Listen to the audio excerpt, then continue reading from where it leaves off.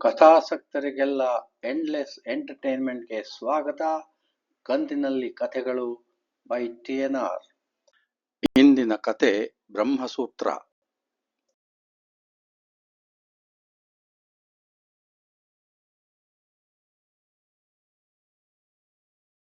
ಹೌದು ಸರ್, ಮೊದಲು ನನ್ನ ಬಗ್ಗೆ ಹೇಳಿಕೊಳ್ಳಲು ಅಪೇಕ್ಷಿಸುತ್ತೇನೆ. ಅದೀಗ ಅಗತ್ಯವಾಗಿದೆ. ನಾನು ಕೇಂದ್ರ ಸರ್ಕಾರದಿಂದ ಇಲ್ಲಿಗೆ ಬಂದದ್ದು ಎಂದು ನಿಮಗೆಲ್ಲ ತಿಳಿದಿದೆ. ಆದರೆ ನಾನು ಏಕೆ ಬಂದದ್ದು ಎಂದು ನಿಮಗೆ ತಿಳಿಯುವ ಸಾಧ್ಯತೆಯೇ ಇರಲಿಲ್ಲ. ನಾನು ಅಲ್ಲಿ ಇಂಟೆಲಿಜೆನ್ಸ್ ಇಲಾಖೆಯಿಂದ ಬಂದದ್ದೆಂದು ನಿಮಗೆ ಯಾರಿಗೂ ತಿಳಿಯದು. ಎಲ್ಲರೂ ಬಾಯಿ ಮೇಲೆ ಬೆಟ್ಟು ಇಟ್ಟುಕೊಳ್ಳುವಂತಾಗಿತ್ತು. ಈ ವಿಜ್ಞಾನ ಕೇಂದ್ರದ ಮೇಲ್ಪಟ್ಟ ಇಲಾಖೆಯ ಸೆಕ್ರೆಟೇರಿಯೇಟ್ನಲ್ಲಿ ಒಬ್ಬ ಅಧಿಕಾರಿ ಬೇರೆ ಯಾವುದೋ ಕ್ರೈಮ್ನಲ್ಲಿ ಸಿಕ್ಕಿಕೊಂಡು ಅವನ ಬಾಯಿ ಬಿಡಿಸಿದಾಗ ತಿಳಿದದ್ದು, ಈ ವಿಜ್ಞಾನ ಕೇಂದ್ರದ ಏನೋ ಒಂದು ವಿದೇಶಕ್ಕೆ ಮಾರಾಟವಾಗುವ ವ್ಯವಹಾರ ನಡೆಯುತ್ತಿದೆ ಎಂದು. ಅದೇ ವೇಳೆಗೆ ಪ್ರೊಫೆಸರ್ ಅವರ ರಹಸ್ಯ ಫೈಲ್ಗಳ ವಿಚಾರವೂ ಇಲಾಖೆಗೆ ತಿಳಿದು ಬಂತು. ಎರಡೂ ಒಂದಕ್ಕೊಂದು ತಾಳೆಯಾಯಿತು. ಆಗ ನಾನು ಸೈಬರ್ ಕ್ರೈಮ್ ವಿಭಾಗದಲ್ಲಿ ಅಧಿಕಾರಿಯಾಗಿದ್ದೆ. ನಿಮ್ಮಲ್ಲಿ ಜಿಲ್ಲೆಯ ಪೊಲೀಸ್ ಮುಖ್ಯಸ್ಥ ಇರ್ತಾರಲ್ಲ, SP ಅಂತ, ಅದೇ ರ್ಯಾಂಕ್. ನಾನು ಒಬ್ಬ IPS ಅಧಿಕಾರಿ. ಈ ಕೆಲಸಕ್ಕೆ ನಾನು ಸೂಕ್ತ ಎಂದು ನನ್ನನ್ನು ಇಲ್ಲಿಗೆ ಕಳುಹಿಸಿದರು. ಆ CD ಮತ್ತು ಅದರಲ್ಲಿರುವ ಫೈಲ್ಗಳಿಗೆ ಮತ್ತು ಸಿರಿಯವರಿಗೆ ಸೂಕ್ತ ರಕ್ಷಣೆ ಕೊಡುವುದು ನನ್ನ ಮುಖ್ಯ ಕರ್ತವ್ಯವಾಗಿತ್ತು. ಪಾಸ್ವರ್ಡ್ ಬಿಡಿಸುವುದು ಒಂದು ನೆಪ ಆಗಿತ್ತು ಅಷ್ಟೇ. ನಾನು ಬಂದು ಮಾಡಿದ ಮೊದಲ ಕೆಲಸ ಇಲ್ಲಿನ ಸುರಕ್ಷಾ ವ್ಯವಸ್ಥೆಯನ್ನು ಪರಿಶೀಲಿಸುವುದು. ಫೈಲ್ಗಳನ್ನು ಹೊರಗಿನಿಂದ ಹ್ಯಾಕ್ ಮಾಡಲು ಸಾಧ್ಯವಿಲ್ಲವೆಂದು ಮನವರಿಕೆಯಾಯಿತು. ಉಳಿದದ್ದು ಇಲ್ಲಿನ ಸಿಬ್ಬಂದಿ. ಎಲ್ಲರ ಮೇಲೂ ನಿಗಾ ಇಡಲು ವ್ಯವಸ್ಥೆ ಮಾಡಿದೆ. ರಾಜ್ಯ ಪೊಲೀಸ್ ಇಲಾಖೆಯ ಸಹಕಾರ ಪಡೆದೆ. ಇಲ್ಲಿನ SP ರ್ಯಾಂಕ್ನ ಅಧಿಕಾರಿಯೊಬ್ಬರು ನನ್ನ ಬ್ಯಾಚಿನವರು ಇತ್ತೀಚೆಗೆ ನನ್ನ ಸಂಪರ್ಕದಲ್ಲಿದ್ದರು. ಅಲ್ಲದೆ ಅವರು ಅಂಕಲ್ ಶರ್ಮಾ, ಅಂದರೆ ಸಿರಿಯವರ ತಂದೆಯವರ ಪರಮ ಶಿಷ್ಯ ಕೂಡ. ಯಾರಿಗೂ ಅನುಮಾನ ಬಾರದಿರಲೆಂದು ನಾನೊಬ್ಬ ಫ್ಲರ್ಟ್ ಎಂದು ಬಿಂಬಿಸುವಂತೆ ನಡೆದುಕೊಂಡೆ. ಯಾವಾಗಲೂ ಅಂಕಲ್ರ ಮನೆಗೆ ಹೋಗಿ ರಾಜ್ಯ ಪೊಲೀಸರೊಂದಿಗೆ ಅಂಕಲ್ರ ಮೊಬೈಲ್ನಿಂದ ಮಾತನಾಡುತ್ತಿದ್ದೆ. ಪಿತೂರಿದಾರರಿಗೆ ನನ್ನ ಮೇಲೆ ಅನುಮಾನ ಬರದಂತೆ ನೋಡಿಕೊಂಡೆ. ನಿಮ್ಮ ಸಿಬ್ಬಂದಿಗಳ ಹಿಂದೆ ಬಿದ್ದ ನಮ್ಮವರು ಆ ಮೂವರ ಬಗ್ಗೆ ವರದಿ ನೀಡುತ್ತಿದ್ದರು. ಅವರನ್ನು ಹಿಂಬಾಲಿಸಿದಾಗ ಅವರ ಪ್ಲಾನ್ ಏನು ಎಂದು ತಿಳಿಯಿತು. ಅದು ಮೂಲ ಸಿಡಿಯನ್ನು ಅವರ ಡೂಪ್ಲಿಕೇಟ್ ಸಿಡಿಯೊಂದಿಗೆ ಬದಲಿಸುವುದಾಗಿತ್ತು. ಅದಕ್ಕೆ ನಿಮ್ಮ ಅಟೆಂಡರ್ ಮಾದೇವ ನಿಯೋಜಿತನಾಗಿದ್ದ. ಇದನ್ನು ತಿಳಿದ ನಾನು ಮೂಲ ಸಿಡಿಯ ಜಾಗದಲ್ಲಿ ನನ್ನ ಡೂಪ್ಲಿಕೇಟ್ ಸಿಡಿ ಇಟ್ಟೆ. ನಾನು ಈ ಖದೀಮರು ಯೋಚಿಸಿದ್ದ ರೀತಿ ತಿಳಿದಿದ್ದೆನಲ್ಲ, ಅದೇ ರೀತಿಯಲ್ಲೇ ನಾನು ಮಾಡಿದೆ. ಒಂದು ಸಾಧಾರಣ ಅಲಮಾರದಲ್ಲಿ ಸಾಮಾನ್ಯ ರೀತಿಯಲ್ಲಿ ಅಂಥ ಮಹತ್ವದ ಸಿಡಿಯನ್ನು ಇಟ್ಟಿದ್ದು ನಿಮ್ಮ ರಕ್ಷಣಾ ವ್ಯವಸ್ಥೆಯಲ್ಲಿನ ದೋಷವಾಗಿತ್ತು. ಅಲ್ಲದೆ ಮೆಟಲ್ ಡಿಟೆಕ್ಟರ್ ಇತ್ತೇ ಹೊರತು ಬಾಡಿ ಚೆಕ್ ಮಾಡುವ ವ್ಯವಸ್ಥೆ ಇರಲಿಲ್ಲ. ಇದು ಅವರಿಗೆ ತಿಳಿದಿತ್ತು. ಈ ವ್ಯವಸ್ಥೆಯನ್ನು ಬದಲಿಸಿದರೆ ಖದೀಮರು ಅಲರ್ಟ್ ಆಗಿಬಿಡುತ್ತಿದ್ದರು. ಅವರನ್ನು ಹಿಡಿಯಲೇಬೇಕಿತ್ತು. ಹಾಗಾಗಿ ಯಾವ ಬದಲಾವಣೆಯನ್ನೂ ಮಾಡಲು ನಿಮಗೆ ಸೂಚಿಸಲಿಲ್ಲ. ಈ ಹಿಂದೆ ಈ ಖದೀಮರಿಗೆ ಸಹಾಯ ಮಾಡಿದ್ದವರು ನಿವೃತ್ತ ನೌಕರ ಅಂಜನಪ್ಪ ಮತ್ತು ಆ ಟೆಕ್ನಿಷಿಯನ್. ಎಲ್ಲರ ವ್ಯವಹಾರವೂ ಹೊರಬಂತು. ಸಿಡಿಯನ್ನು ವಿನಿಮಯ ಮಾಡಿಕೊಳ್ಳುವಾಗ ರೆಡ್ ಹ್ಯಾಂಡ್ ಆಗಿ ಸಿಕ್ಕಿಕೊಂಡರು. ನಿಮ್ಮ ರಾಜ್ಯದ ಪೊಲೀಸ್ ಇಲಾಖೆಗೆ ಧನ್ಯವಾದಗಳನ್ನು ಹೇಳಬೇಕು. ಎಲ್ಲರಿಗೂ ಅಚ್ಚರಿಯಾಗಿತ್ತು. ತಾವೇನು ಇಂಗ್ಲಿಷ್ ಸಿನಿಮಾವೊಂದನ್ನು ನೋಡುತ್ತಿದ್ದೇವೆಯೇ ಎನಿಸಿತ್ತು. ತಮಗರಿವಿಲ್ಲದಂತೆ ಎಲ್ಲರೂ ಚಪ್ಪಾಳೆ ತಟ್ಟುತ್ತಿದ್ದರು, ಸಿರಿಯೂ ಸೇರಿ. ಚಪ್ಪಾಳೆ ಸದ್ದು ನಿಲ್ಲುತ್ತಲೇ ಹಿರಿಯ ನಿರ್ದೇಶಕರು ಮಾತು ಆರಂಭಿಸಿದ್ದರು. ಅತ್ಯಂತ ರೋಚಕ ತಿರುವು ಕೊಟ್ಟಿದೆ ಈ ಪಾಸ್ವರ್ಡ್ ಪ್ರಸಂಗ. ಅಚ್ಚರಿಯ ಜೊತೆಗೆ ಆತಂಕವೂ ಆಗಿದೆ. ಮೂಲ ಸಿಡಿಯೇ ಕಳುವಾಗಿ ವಿದೇಶಕ್ಕೆ ಹೋಗಿಬಿಟ್ಟಿದ್ದರೆ ನಮ್ಮ ಗತಿ ಏನಾಗುತ್ತಿತ್ತೆಂದು ಕಲ್ಪಿಸಿಕೊಂಡರೆ ಮೈ ನಡುಗುತ್ತದೆ. ಅಪ್ಪ ಪುಣ್ಯಾತ್ಮ, ಎಲ್ಲಿಂದ ಬಂದಿರೋ ನೀವಿಬ್ಬರು ನಮ್ಮನ್ನು ಕಾಪಾಡಲು? ಇಬ್ಬರೂ ಒಂದೊಂದು ವಿಚಾರದಲ್ಲಿ ನಮ್ಮ ಮಾನ ಗೌರವ ಉಳಿಸಿದ್ದೀರಿ. ಯಾವ ರೀತಿಯಲ್ಲಿ ಧನ್ಯವಾದ ಹೇಳಿದರೂ ಸಾಲದು. ಪ್ರೊಫೆಸರ್ ರಾಮಚಂದ್ರರೇ ನಿಮ್ಮನ್ನು ಕಳುಹಿಸಿರಬೇಕು. ಅವರ ಕಣ್ಣಲ್ಲಿ ನೀರು ತುಂಬಿತ್ತು. ದೊಡ್ಡ ಆಪತ್ತಿನಿಂದ ಪಾರಾಗಿದ್ದರಲ್ಲವೇ. ಈಗ ಪ್ರಸಂಗಕ್ಕೆ ಹೊಸ ತಿರುವು.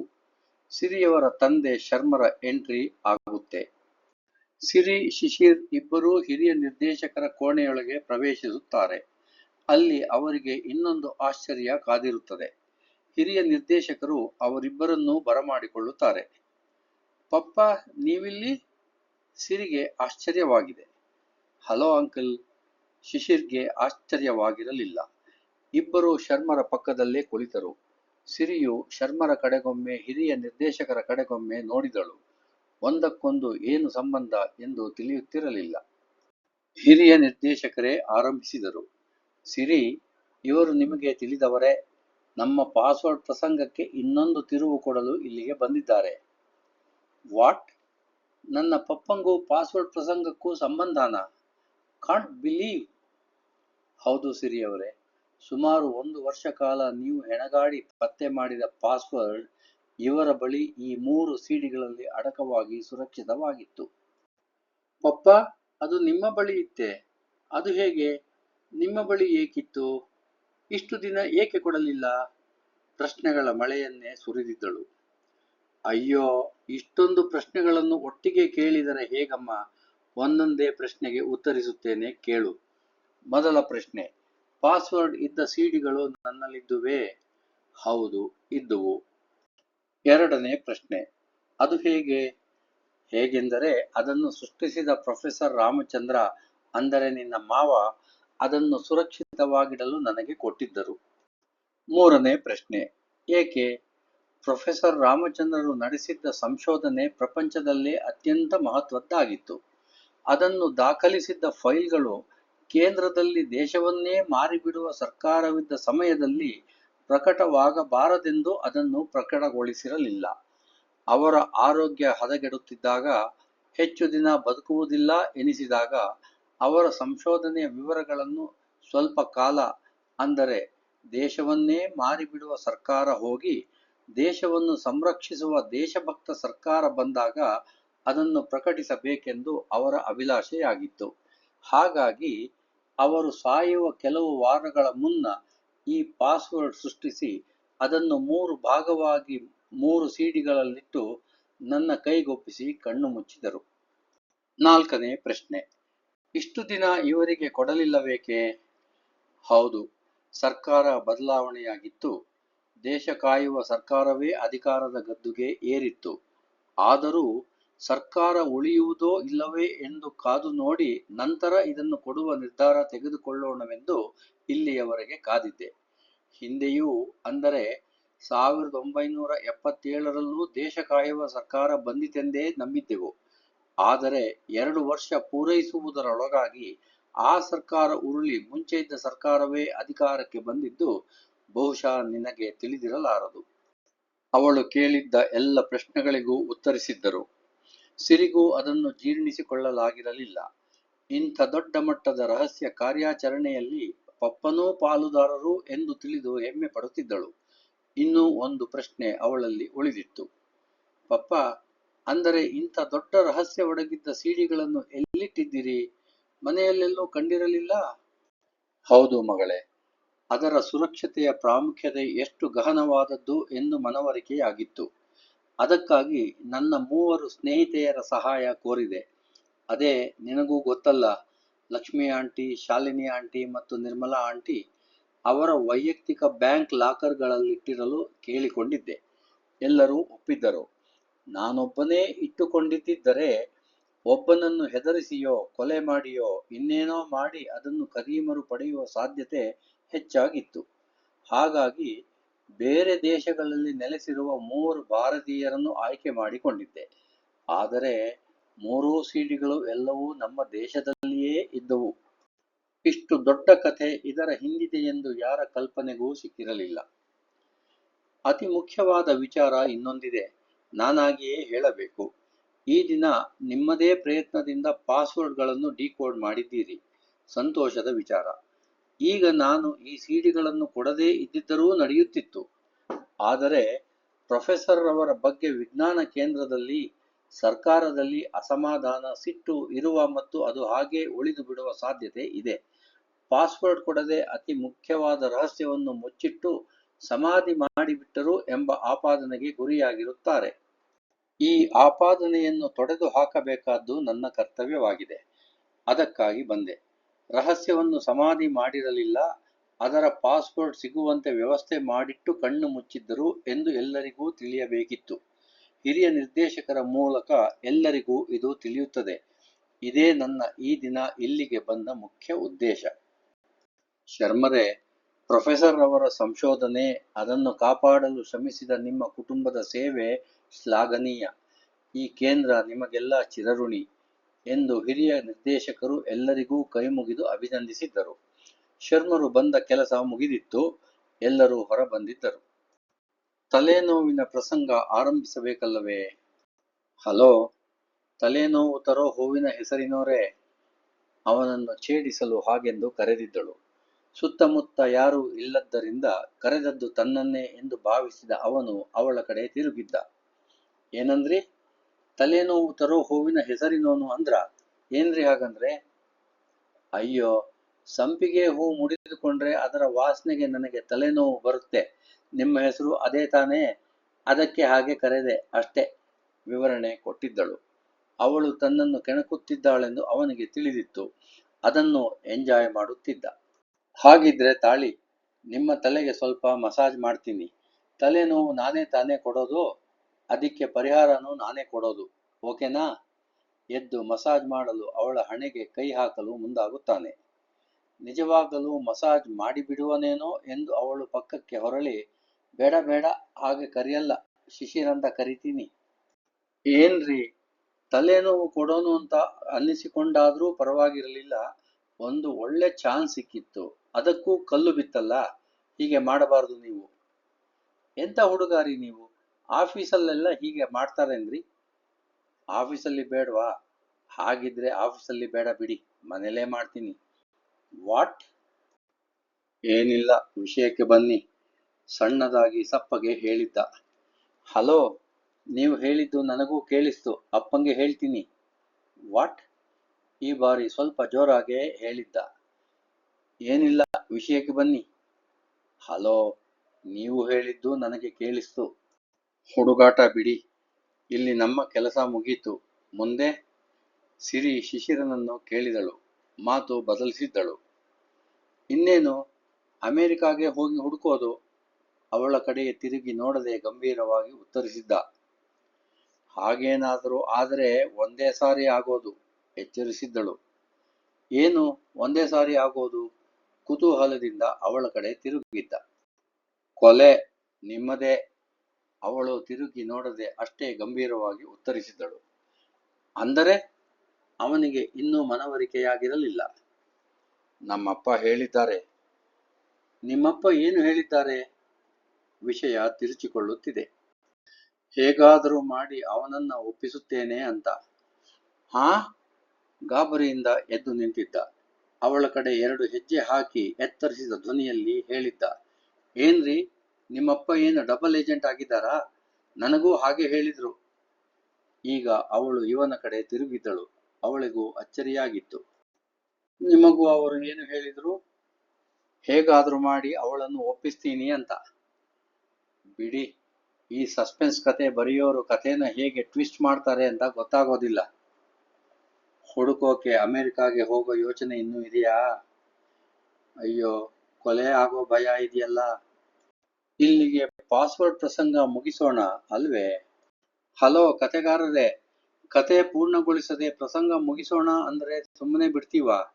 ಸಿರಿಯವರು ಯಾವುದೋ ಲೇಖನ ಓದಿದಾಗ ಅವರಿಗೆ ಪಾಸ್ವರ್ಡ್ ಸಿಕ್ಕಿತು ಅಂತ ಹೇಳಿದಿರಲ್ಲ, ಅದೇನು ಲೇಖನ ಅಂತ ಹೇಳಲೇ ಇಲ್ಲ? ಅಥವಾ ಅದೇನು ಬರೀ ಬೂಸಿನಾ? ಓ, ಅದನ್ನು ಹೇಳ್ತೀನಿ ಬಿಡಿ. ಅದು ಶರ್ಮರು ಬಹಳ ಹಿಂದೆ ಬರೆದಿದ್ದ ಒಂದು ಲೇಖನ. ಅದರಲ್ಲಿ ಬ್ರಹ್ಮನ ಆಯುಸ್ಸಿನ ಲೆಕ್ಕಾಚಾರ ಮಾಡಲು 9 ಹಂತದ ಸೂತ್ರವೊಂದಿದೆ. ಆ 9 ಹಂತಗಳಲ್ಲಿ 3ನೇ ಹಂತದಿಂದ ಒಂದೊಂದು ಹೊಸ ಸಂಖ್ಯೆ ಹುಟ್ಟುತ್ತದೆ. ಕೊನೆಯ ಅಂದರೆ 9ನೇ ಹಂತದಲ್ಲಿ ಬರುವ ಸಂಖ್ಯೆಯೇ ಬ್ರಹ್ಮನ ಆಯಸ್ಸು. ಆ 9 ಹಂತಗಳಲ್ಲಿ ಬರುವ ಸಂಖ್ಯೆಗಳನ್ನೇ ಪ್ರೊಫೆಸರ್ ರಾಮಚಂದ್ರರು ಬಳಸಿಕೊಂಡು ಅವರ ಸಂಶೋಧನೆಯನ್ನು ಸ್ವಲ್ಪ ಕಾಲ ಮುಚ್ಚಿಡಲು ಪಾಸ್ವರ್ಡ್ ಸೃಷ್ಟಿಸಿದ್ದು.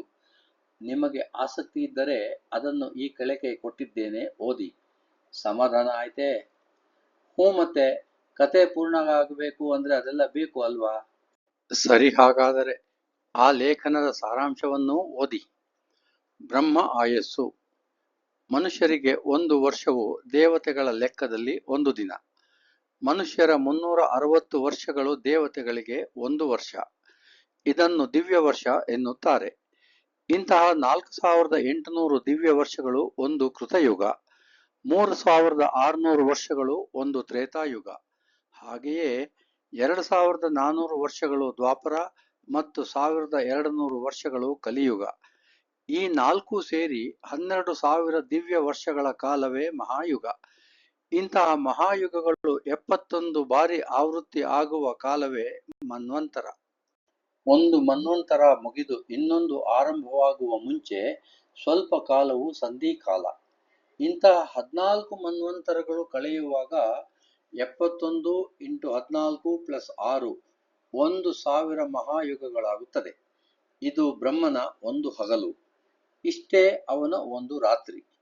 ಈ 2,000 ಮಹಾಯುಗ ಬ್ರಹ್ಮನಿಗೆ ಒಂದು ದಿನವಾಗುತ್ತದೆ. ಇಂತಹ 360 ದಿನಗಳು ಅವನ ಒಂದು ವರ್ಷ, ಅಂದ್ರೆ ಮಹಾಕಲ್ಪ. ಇಂತಹ 100 ವರ್ಷ ಅವನ ಪೂರ್ಣ ಆಯಸ್ಸು. ಮೇಲೆ ಉಲ್ಲೇಖಿಸಿದ ಸೂತ್ರವನ್ನು ಒಂದು ಗಣಿತ ಸಂಖ್ಯೆಯಾಗಿ ಪರಿವರ್ತಿಸಿದಾಗ ಏನಾಗುತ್ತದೆ ನೋಡೋಣ.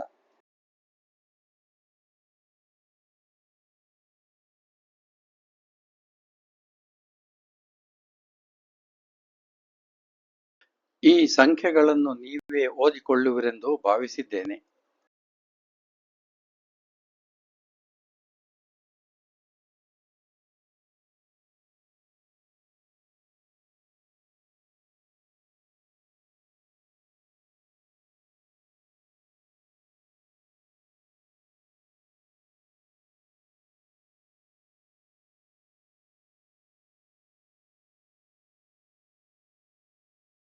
ಈ ಸೂತ್ರದಲ್ಲಿ ಬರುವ 9 ಅಂಕಿಗಳನ್ನು ಒಂದೊಂದು ಹಂತದ ಪಾಸ್ವರ್ಡ್ ಆಗಿ ಉಪಯೋಗಿಸಿದಾಗ ಇನ್ನೊಂದು 35 ಕ್ಯಾರೆಕ್ಟರ್ಗಳ ದೊಡ್ಡ ಪಾಸ್ವರ್ಡ್ ಸಿಗುವಂತಹ ಸಮಸ್ಯೆಯನ್ನು ಸೃಷ್ಟಿಸಿದ್ದರು. ಸಮಾಧಾನವಾಯಿತೇ ಓದುಗರೇ? ಇನ್ನೂ ಇಲ್ಲ ಅಂತೀರಾ? ಹಾಗಾದರೆ ಏನು ನಿಮ್ಮ ಸಮಸ್ಯೆ? ಹಲೋ ಕಥೆಗಾರರೇ, ನಮಗೂ ಸ್ವಲ್ಪ ಕಂಪ್ಯೂಟರ್ ಬಗ್ಗೆ ತಿಳುವಳಿಕೆ ಇದೆ. 9 ಹಂತದ ಪಾಸ್ವರ್ಡ್ ಪಜಲ್ ಮಾಡೋಕೆ ಹೇಗೆ ಸಾಧ್ಯ? ನಮ್ಮನೆಲ್ಲೂ ಸಾಫ್ಟ್ವೇರ್ ಪರಿಣಿತರು ಇದ್ದಾರೆ. ಹಾಗೆ ಮಾಡಲು ಸಾಧ್ಯನೇ ಇಲ್ಲ ಅಂತಿದ್ದಾರೆ. ನೀವು ಹೇಗೆ ಮಾಡಿದಿರಿ ಅಂತ ಹೇಳಿ ನಿಮ್ಮ ಕತೆ ಮುಗಿಸಿ. ಆಯ್ತು ಸ್ವಾಮಿ, ಅದು ಹೇಳಿಬಿಡ್ತೀನಿ ತಗೊಳ್ಳಿ. ಪಾಸ್ವರ್ಡ್ ಪಜಲ್ 35 ಕ್ಯಾರೆಕ್ಟರ್ಗಳನ್ನೊಳಗೊಂಡ ಪಾಸ್ವರ್ಡ್ ಎಂದರೆ ಎಷ್ಟು ದೊಡ್ಡದೆಂದು ಗೂಗಲ್ ಮಹಾಶಯರು ಏನು ಹೇಳುತ್ತಾರೆ ಮೊದಲು ಕೇಳಿಬಿಡೋಣ. Quote: For a password of 35 characters using small and capital letters, numbers and special characters, there are approximately 1.66 into 10 to the power of 69 possible combinations. This number is so large that even the most powerful supercomputers currently in existence would take trillions of years to exhaust all possibilities through a brute force attack. Unquote. ಅಬ್ಬಬ್ಬ, ಅದು ಬಿಡಿ, ನೀವು ಮಾಡಿದ್ದೇನು ಅದು ಹೇಳಿ ಸ್ವಾಮಿ. Okay, ಅಂಥ ಕ್ಲಿಷ್ಟವಾದ ವಿಷಯದಲ್ಲಿ ವಿಶೇಷ ಪರಿಣಿತಿ ಇಲ್ಲದ ಒಬ್ಬ ವ್ಯಕ್ತಿಯಿಂದ ಅಲ್ಲದೆ ಕೇವಲ MS ಎಕ್ಸೆಲ್ ಮತ್ತು MS ವರ್ಡ್ ನಂತಹ ಸಾಮಾನ್ಯ ಯೂಸರ್ ಫ್ರೆಂಡ್ಲಿ ಸೌಲಭ್ಯವನ್ನು ಬಳಸಿ ಹಾಗೆ ಮಾಡಲು ಹೇಗೆ ಸಾಧ್ಯ ಎಂದು ನೀವು ಯೋಚಿಸುತ್ತಿದ್ದೀರಿ ಅಲ್ಲವೇ? ಹೌದು, ಒಬ್ಬ ವ್ಯಕ್ತಿ ಅತ್ಯಂತ ಅತಿರೇಕದ ಒತ್ತಡಕ್ಕೆ ಸಿಲುಕಿದಾಗ ತನಗಿರುವ ಅಲ್ಪ ತಿಳುವಳಿಕೆಯನ್ನೇ ಬಳಸಿ ಅಸಾಮಾನ್ಯ, ಅಸಾಂಪ್ರದಾಯಿಕ ಮತ್ತು ಪಠ್ಯೇತರ ಪರಿಹಾರ ಮಾರ್ಗ ಕಂಡುಕೊಳ್ಳಲು ಸಾಧ್ಯವಾಗುತ್ತದೆ. ಇದನ್ನು ಸಾಬೀತುಪಡಿಸಲು ನಾನು ಈ ಪಾಸ್ವರ್ಡ್ ಪಜಲ್ ಅನ್ನು ಸೃಷ್ಟಿ ಮಾಡಿದ್ದೇನೆ. ಇದನ್ನು ಉದಾಹರಣೆಯೊಂದಿಗೆ ನಿದರ್ಶಿಸಬಲ್ಲೆ. ಆಸಕ್ತಿ ಇರುವವರು ತಮ್ಮ ಇಮೇಲ್ ವಿಳಾಸವನ್ನು ಕಳುಹಿಸಿದರೆ ನಾನು 2 ಫೈಲ್ಗಳನ್ನು ಕಳುಹಿಸುತ್ತೇನೆ. ಒಂದು 35 ಕ್ಯಾರೆಕ್ಟರ್ಗಳ ಪಾಸ್ವರ್ಡ್ನಿಂದ ರಕ್ಷಿಸಲ್ಪಟ್ಟ ರಹಸ್ಯದ MS ವರ್ಡ್ನ ಫೈಲ್. ಇನ್ನೊಂದು ಆ 35 ಕ್ಯಾರೆಕ್ಟರ್ಗಳ ಪಾಸ್ವರ್ಡ್ ಅನ್ನು ಬಹಿರಂಗಗೊಳಿಸುವ 9 ಹಂತದ ಸೂತ್ರವನ್ನೊಳಗೊಂಡ MS ಎಕ್ಸೆಲ್ ಫೈಲ್. ನನ್ನ ಇಮೇಲ್ ವಿಳಾಸ RAMASHESHA555 @gmail.com.